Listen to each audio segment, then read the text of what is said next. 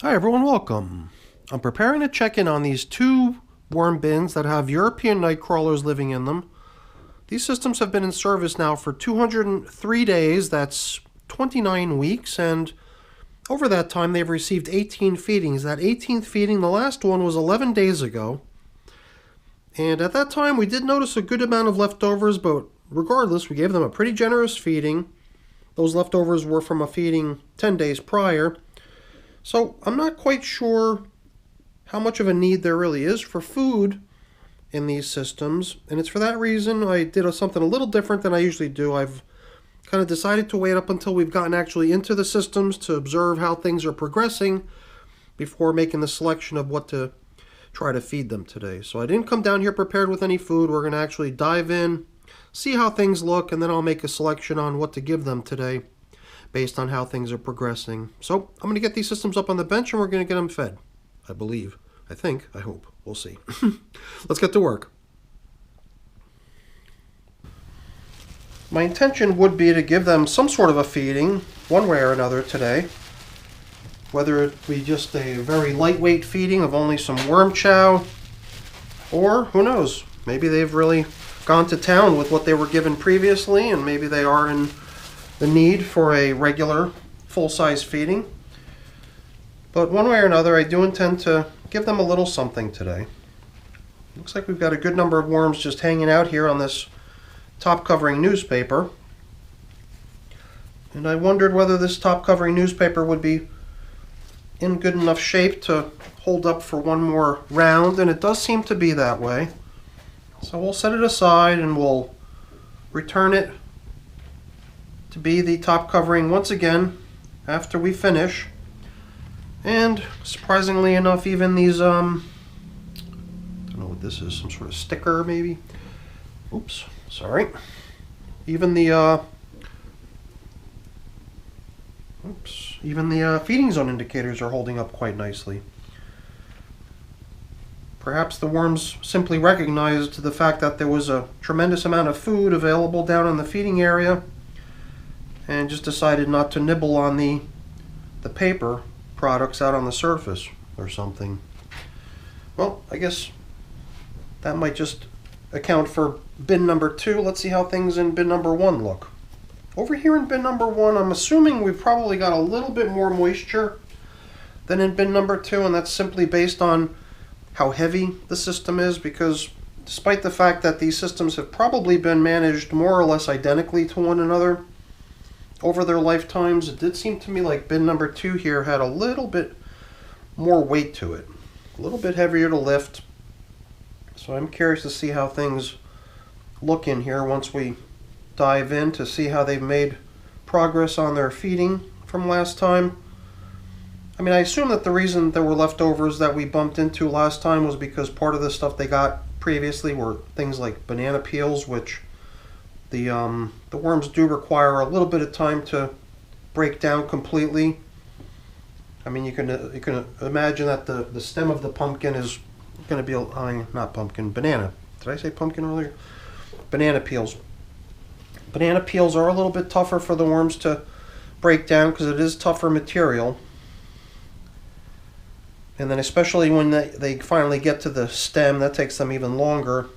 But the peels themselves are also a somewhat tougher substance than some of the things that they normally get. The things that they got last time, though, were the types of foods that I typically expect to see get eaten pretty quickly. Stuff like frozen leaves of cabbage, maybe, or whatever it was. It just seemed to me like it was an assortment of different types of kitchen scraps, little cuttings from vegetables and stuff like that.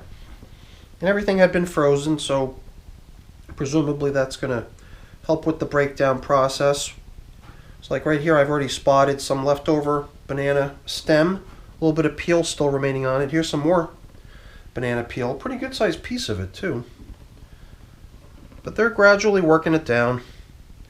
It kind of made me wonder, about the progress that I observe on the banana peel sometimes, because I checked in on a couple other bins in which I had deviated from my normal feeding method of submerging the foods, and in that check-in I had found that the banana peels I fed In that case, which I had placed simply out onto the surface, there again, maybe after 11 or 12 days, I believe, those banana peels were possibly even further along than those two over there. Those two have already been in progress for about 3 weeks now, since they go back 2 feedings. So it kind of made me wonder, is there sort of an advantage to feeding on the surface? Is that where the worms are typically going, looking for their food? Or what, you know? Here we've got some various paper products, and I do even sense the scent of citrus in here. So there might have been a few pieces of citrus, perhaps some orange peel or chunks of lemon or something that were part of the last feeding. Here and there I'm noticing bits and pieces of leftovers. This right here might be actually some of the citrus that I'm smelling. Gives the whole system this really nice lemony fresh scent. So some of the leftovers I'm observing in here are banana peel, which I sort of expected to still see. Not much of what I had added last time though. None of that the leafy green type stuff or well, there again, it was just an assortment, but there was nothing in that to me, based on skimming the video from last time quickly to see how that last feeding went, I didn't really notice anything in that seemed like it would take a long time. That's part of the reason I thought that today, after only 11 days, we might be in a position to give them more food. So let's see how the feeding zone over here in bin number 2 is coming along. All these little white specks that came up when I unearthed that first handful, those are all springtails, and it does seem like the springtails are just below the surface. If you just skim a little bit of the material off the top, you see them right away. I don't think there was any significant or notable difference in these systems.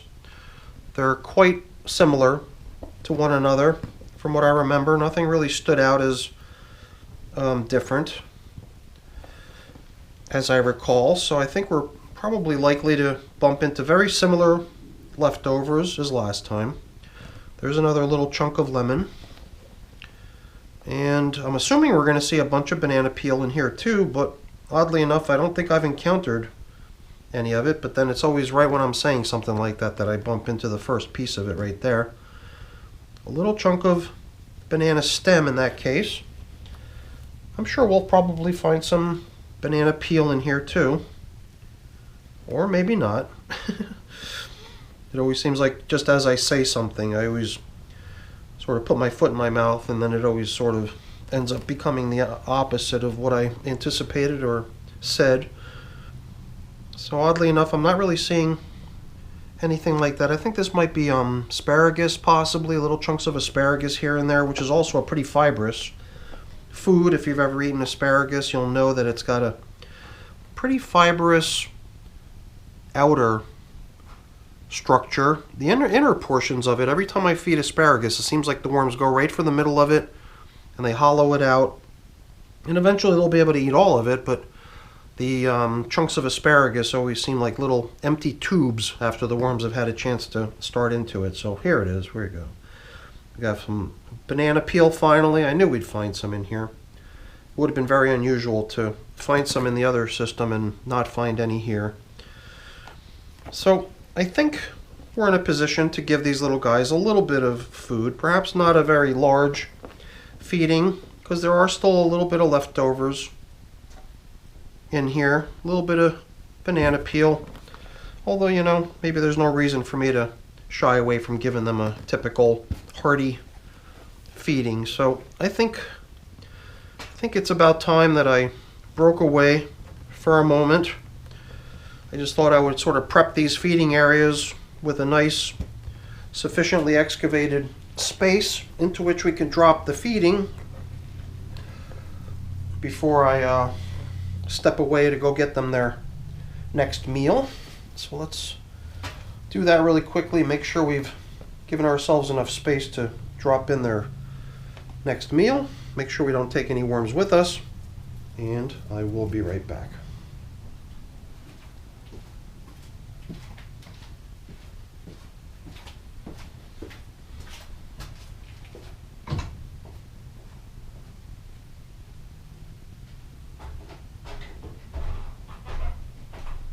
Well,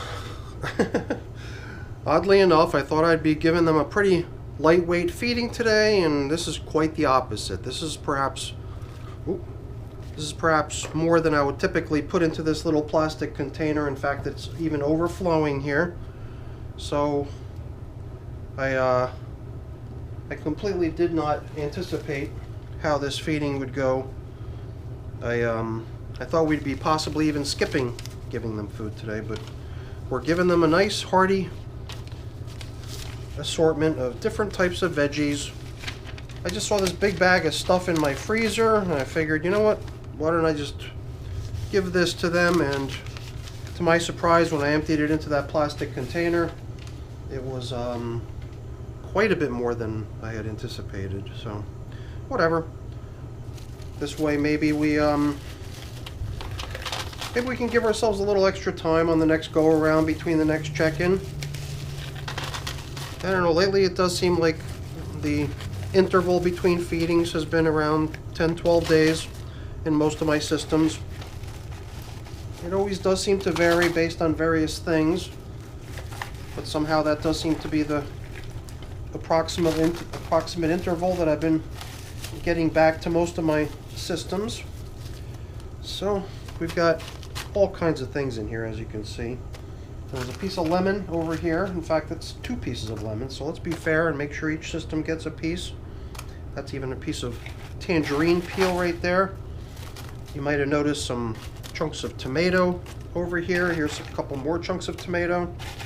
And it does seem like we've managed to distribute the portions pretty evenly between the 2 systems. So I thought that we would hang on to these last 2 pieces of newspaper to cover up the frozen stuff before we brought back the leftovers, because the leftovers might have some worms still hanging out in it, and I wouldn't want to be dropping any worms onto any of this frozen material. I'm sure they wouldn't appreciate that. Before we proceed though with returning some of the leftovers, I'm going to be dropping in a little bit of this pulverized eggshell here so that the worms have a little bit of grit to help them with the digestion of their foods. I'm sure they'll appreciate that. And then we can come back in with some of these leftovers. Oops, I forgot what I was going to do there. I was going to try to protect some of these little wormies that are stuck to this leftover material by laying down a little insulation layer here onto which we can return some of those things. This way none of these little guys are getting plopped onto an ice cold chunk of frozen food. I mean, I do have a feeling that worms are probably capable of getting away from something like that if they don't like it. I'm going to assume that they wouldn't like it much, because, I mean, how would you like it if you got dropped onto a big frozen ice cube and had to make your way off of it to get back to warmth and comfort? So that was my only reason for thinking that maybe we would give them a little break. Every now and then I do bump into a little stick, which I've been trying to get in the habit of removing, because I think that stuff just sort of ends up in my supply of leaves when I'm using leaves as bedding. A lot of times I think I'm bringing in chunks of sticks that my leaf blower / vacuum collected when it was collecting my leaf collection. So I just find that stuff sits in the worm bin, doesn't really seem to go anywhere, and probably is just better to get it out of the worm bin rather than have to pick it out later. As I just bump into it, I just extract it usually. So I'm just bringing some of the material that's in the outskirts over there in so we can cover up the feeding zone. It is nice to see a lot of worm activity over there on the far edge, furthest away from where we've been feeding. And let's see if we've got the same story out on this edge. Yeah, it almost does seem like, despite the fact that we're feeding down the middle, the worms are quite content to be pretty much in all the different sections of the worm bin, regardless of where we've been feeding. And man, look at that big chunk of material just sort of sticking together in a big muddy mess. Kind of makes me wonder if perhaps over here in bin number 1 it might be beneficial to cover up in such a way that perhaps it allows for a little bit of drying. In bin number 2, I don't remember seeing that kind of moisture content, and it didn't feel quite as heavy either when I lifted it, so perhaps we would gain a little benefit from seeing the material here in bin number 1 dry a little bit. So I think when we put the plastic coverings back on over here, at least, we'll replace them a little bit loosely so that we can possibly allow the system to lose a little bit of its moisture content. Because while I think there's a good benefit to having fairly damp material in the worm bins, because this way the worms feel comfortable being just about anywhere in the system, and they're able to break down anything that's nice and damp and soaked, as opposed to stuff that's dry is basically not going to really go anywhere. So there's certain benefits, I believe, to having things pretty damp, at least early on in a worm bin, but as it gets more mature and as the bin starts to approach the point in time when you might want to consider harvesting the castings, moving the worms onto greener pastures, the material is just in general a lot more manageable if it's not quite as damp and muddy. So here, still feeling a good bit of moisture, but it didn't seem like I was pulling out big muddy clumps like we did when we excavated in bin number 1. So either way, I think perhaps replacing the top covering in bin number 1 a little bit more loosely than the way we put it back over here in bin number 2 would be a good idea, and that's probably how I'm going to do it. So why don't we proceed to doing just that. Just want to get all these little wormies off my glove, and then we can restore our top coverings. I don't have coffee today, because it's usually when I feed coffee I bring down coffee filters, although to tell you the truth, I do have a pretty good sized collection of coffee filters, so if we were to come in here and find that the feeding zone indicators, those are just my coffee filters are being used to indicate where we last fed. If it was really kind of gone already, I could have easily replaced it if I wanted to. At some point I'm going to have to come up with some sort of an idea to utilize all these coffee filters that have been piling up. I've got a whole stack of them. Look at them all. I got a whole bunch of them. So let's just restore these used coffee filters to continue on being our feeding zone indicators, and then maybe at some point in the near future we'll just repurpose them and let them turn into bedding materials to complement the feedings, and we'll bring in new ones to replace them. But for now I think they're holding up well enough that we can just let them continue in that role. So I think that maybe we'll put a little fold right into the middle here, and we'll just allow the outer edges to kick off a little bit more moisture than they would if they were covered. I mean, it's not going to result in a huge amount of drying, but perhaps a little bit. And I'm even wondering if it's necessary to do so over here in bin number 2. Maybe it's not necessary. Here in bin number 1, though, I could certainly see a little benefit to allowing some of the system's moisture to escape, so that's how we're going to do it right there. Alright everyone, that's it for our check-in. Hopefully you enjoyed it. If you did, as always, please don't forget to leave me a quick thumbs up before you go. That's always really appreciated. And if you haven't done so already, please also consider subscribing to the channel. That's very much appreciated as well. Alright everyone, have a great day. Thanks for watching. Bye now.